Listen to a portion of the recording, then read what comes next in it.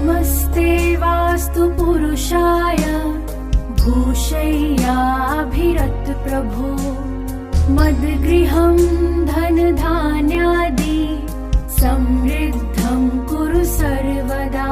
ప్రేక్షకులందరికీ నమస్కారం అండి. ఈరోజు మన వీడియోలో ఆక్రంద గృహం అంటే ఏమిటి, ఈ ఆక్రంద గృహాన్ని ఎలా నిర్మించాలి ఈరోజు మన వీడియోలో తెలుసుకుందాం. ఇక్కడ చూడండి, మీకు తూర్పులో రోడ్డు ఉంది అనుకుందాం. తూర్పులో మీరు ప్రధాన ద్వారాన్ని పెట్టుకొని ఉత్తరంలో పడమరలో ఉపద్వారాలు పెట్టుకుంటే ఇది ఆక్రంద గృహం అవుతుంది. తర్వాత మాకు ఉత్తరంలో రోడ్డు ఉందండి, మీరు ఉత్తరంలో కనుక ప్రధాన ద్వారాన్ని ఏర్పాటు చేసుకొని పడమరలో తూర్పులో ఉపద్వారాలు పెట్టుకుంటే ఇది ఆక్రంద గృహం అవుతుంది.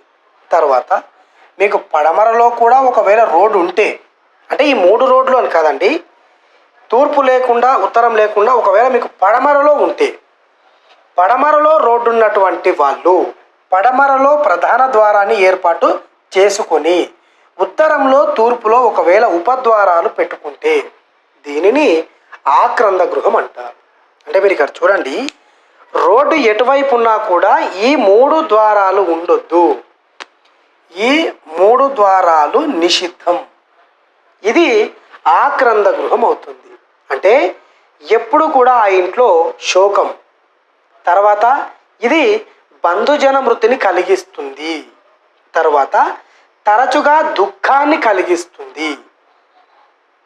మీరు అర్థం చేసుకోండి, చాలామందికి ఈ పాయింట్స్ తెలియక తూర్పులో రోడ్డు ఉన్న వాళ్ళు కానివ్వండి, ఉత్తరంలో రోడ్డు ఉన్న వాళ్ళు కానివ్వండి, పడమరలో రోడ్డు ఉన్న వాళ్ళు కానివ్వండి, ఈ విధంగా ఏర్పాటు చేసుకుంటున్నారు. మనం ఎన్ని ఇళ్ళు చూడట్లేదు. మీరు దయచేసి ప్రధాన ద్వారాలు కానివ్వండి, ఉపద్వారాలు కానివ్వండి పెట్టేటప్పుడు మినిమం కామన్ సెన్స్తో ఇవన్నీ కూడా జాగ్రత్తగా, అంటే చాలామందికి తెలియకనే పెట్టుకుంటున్నారు. తెలియక అంటే తప్పు ఎవరిది? చెప్పేవారు లేక. ఎక్కడ ద్వారాన్ని పెట్టుకుంటే ఎలాంటి ఫలితాలు కలుగుతాయి అనేది ప్రజలకు తెలియక వాళ్ళకు నచ్చినటువంటి దిశలలో వాళ్ళు ఉపద్వారాలు ముఖద్వారాలు ఏర్పాటు చేస్తున్నారు. వాళ్ళది తప్పు కాదు. మనం శాస్త్రాన్ని నేర్చుకొని ఒకరికి చెప్పకపోవడం మన తప్పు. మనం చేసిన తప్పు వల్ల వాళ్ళు అనుభవిస్తున్నారు పెట్టుకొని తెలియక. అంటే కేవలం ఈ ద్వారాల వల్లనే ఇవన్నీ రావండి. నేను మళ్ళీ చెప్తున్నాను, ప్రతి ఒక్క వీడియోలో కూడా నేను అదే చెప్తున్నాను. ఈ ద్వారాలు ఇలా పెట్టుకొని శాస్త్ర ప్రకారంగా ఒకవేళ ప్లాన్ కానీ ఆ గృహం కానీ లేకపోతే ఇవన్నీ ఆ ఇంట్లో సంభవించే అవకాశం ఉంది.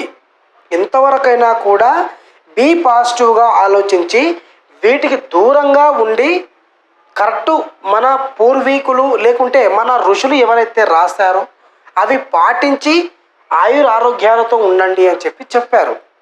ఇవి నిర్మిస్తే ఇలాంటి ఫలితాలు ఉన్నాయి అని చెప్పి అప్పట్లో వాళ్ళు చూసే మనకు బందోబస్తుగా గ్రంథాలలో రాశారు. అయ్యా మీరు ఇలాంటి ఇళ్లలో ఎప్పుడూ ఉండకండి, ఇలాంటి ఇళ్లలో ఉన్నటువంటి వాళ్ళకు ఇలాంటివి జరిగాయి కాబట్టే మనం రాశాము, మీరు కూడా వాళ్ళు చేసినటువంటి తప్పులు చేసి వాళ్ళు అనుభవించినటువంటి బాధలు మీరు అనుభవించకండి, మీరు అనుభవించకుండా ఇలాంటి గృహాలను నిర్మించకుండా వీటి నుంచి బయటపడండి అని చెప్పి మనకు చెప్పారు. మనం అంతవరకే అర్థం చేసుకోవాలి, అంతవరకే ఆలోచన చేయాలి. ఇప్పుడు అది వద్దు అన్నారు, వద్దు, మరి ఎక్కడెక్కడ పెట్టుకోవాలి? మన ఛానల్లో వీటికి సంబంధించినటువంటి 16 రకాలైనటువంటి గృహాల గురించి ఒక్కొక్క వీడియో రూపంలో మనం క్లియర్గా చెప్పాము. తూర్పు రోడ్డు ఉన్నవాళ్ళు, దక్షిణం రోడ్డు ఉన్నవాళ్ళు, పడమర రోడ్డు ఉన్నవాళ్ళు ఎక్కడెక్కడ ప్రధాన ద్వారాన్ని ఎక్కడెక్కడ ఉపద్వారాన్ని పెట్టుకుంటే ఎలాంటి ఫలితాలు కలుగుతాయి అన్నీ చేశాము మనం. మీరు నిదానంగా ఒక్కొక్క వీడియో చూడండి, ఒక్కొక్క వీడియో చూస్తేనే మీకు అర్థమవుతుంది. ఇప్పుడు తూర్పు ఫేసింగ్లో ఉన్నటువంటి వాళ్ళు ఈ 2 ఉపద్వారాలు పెట్టుకోకూడదని నేను చెప్పాను. ఒకవేళ మీకు ఉత్తరంలో ఉంటే గాన ఇవి 2 పెట్టుకోవద్దు అని చెప్పాను. ఈ తూర్పులో రోడ్డు ఉన్నటువంటి వాళ్ళు ఖచ్చితంగా తూర్పులోనే ఒక ద్వారం పెట్టాలా, ఇవి ఎలా తెలుసుకుంటారు? తర్వాత దక్షిణంలో రోడ్డు ఉంది, మళ్ళీ ఒకవేళ దక్షిణంలో రోడ్డు ఉన్నటువంటి వాళ్ళు ఈ 3 పెట్టుకోవచ్చా?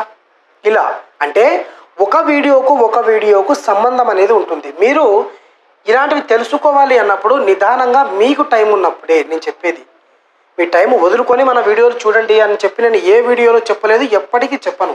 మీకు టైం ఉన్నప్పుడే నిదానంగా మన విజ్ఞాన్ వాస్తులో ఉన్నటువంటి వీడియోస్ చూస్తే మీకు మీరే ఒక వాస్తుశాస్త్ర నిపుణులుగా మీ ఇంటికి మీరు తయారవుతారు. మనం ఒకరికి చెప్పకున్నా సరే కనీసం మన ఇంటిని మనం సవరించుకున్నా కూడా ఇలాంటి దాటి నుంచి మనం బయటపడవచ్చు కదా. అలా ఒక్కొక్కరు చేస్తే అసలు ఎవరితో పని ఉండదు. మన ఇంటిని మనమే సవరించుకోవచ్చు, మన ఇంటి ప్లాన్ మనమే గీసుకోవచ్చు.